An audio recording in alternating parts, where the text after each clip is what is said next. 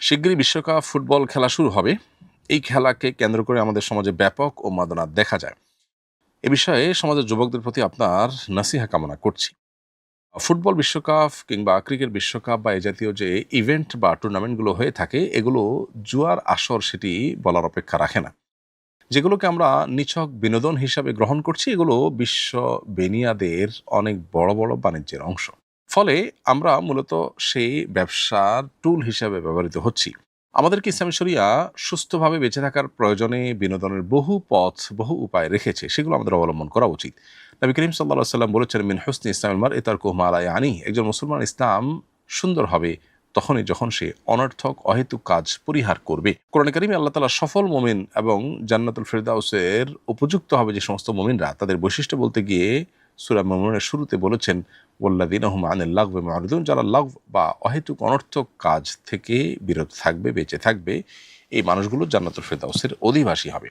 সেজন্য এ সমস্ত খেলাধুলাতে মত্ত হয়ে থাকা, এগুলোতে মাশগুল হয়ে থাকা এবং এগুলোর মধ্যে উন্মাদনায় ডুবে থাকা, এটা কোনো মুমিনের সাথে যায় না। একজন মুমিন যিনি আখিরাতে বিশ্বাসী হবেন, একজন ঈমানদার যিনি জান্নাত জাহান্নামে বিশ্বাসী হবেন, তার কাছে জীবনের প্রতিটা মুহূর্ত গুরুত্বপূর্ণ। তিনি সময় নষ্ট করতে পারেন না এভাবে। অন্তত বিনোদনের নামে আরেকজন খেলাধুলা করবে, সেখানে তার লাভ লস নিহিত আছে। এটার পেছনে বহু জুয়া, বহু হারাম বিষয় জড়িত আছে। এই খেলা দেখতে গিয়ে পর্দায় আপনাকে চোখের জেনায় লিপ্ত হতেই হবে, সেটা থেকে বেঁচে থাকার কোনো উপায় নেই। আপনি ইচ্ছাকৃত গুনাহে লিপ্ত হচ্ছেন প্ল্যান করে। আপনি জানেন এদিকে তাকালেই গুনাহ হবে, সেদিকে আপনি তাকাচ্ছেন, অথচ সেদিকে না তাকিয়ে আপনি পারেন। তো এই কাজটি সন্দেহাতীতভাবে নাজায়েজ এবং গুনাহের কথা, এটি বলার অপেক্ষা রাখে না। যে পরিমাণ কর্মঘণ্টা এর ফলে নষ্ট হয়, যে পরিমাণ জুয়ার আসর এখানে বসে, এটা বিশ্ববাসীর জন্য সার্বিক বিচারে ক্ষতিকর, শুধুমাত্র ধর্মীয় বিচারে নয়।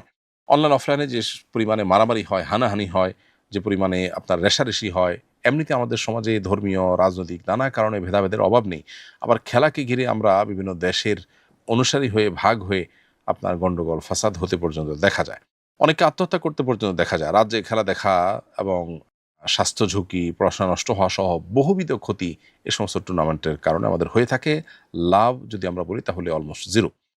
পরিবার এবং বন্ধু মহলে সম্পর্ক পর্যন্ত এগুলোর কারণে নষ্ট হয়। এজন্য বিশ্বকাপ ফুটবল হোক, ক্রিকেট হোক বা এই জাতীয় ইভেন্ট হোক, এগুলোকে এভয়েড করার বা এগুলোকে পরিত্যাগ করার এজন্য মানসিকতা আমাদের মধ্যে তৈরি করতে হবে। এবং একজন ঈমানদার তার জীবনের প্রতিটা মুহূর্তকে অর্থবহ করবার চেষ্টা করবেন। তিনি অনর্থক কাজে তার জীবন, যৌবন, সময় নষ্ট করবেন না। কারণ এগুলো সবগুলোর জন্য আল্লাহর কাছে জবাবদিহি আমাদের করতে হবে। আমাদের জীবন কি আমরা কাটিয়ে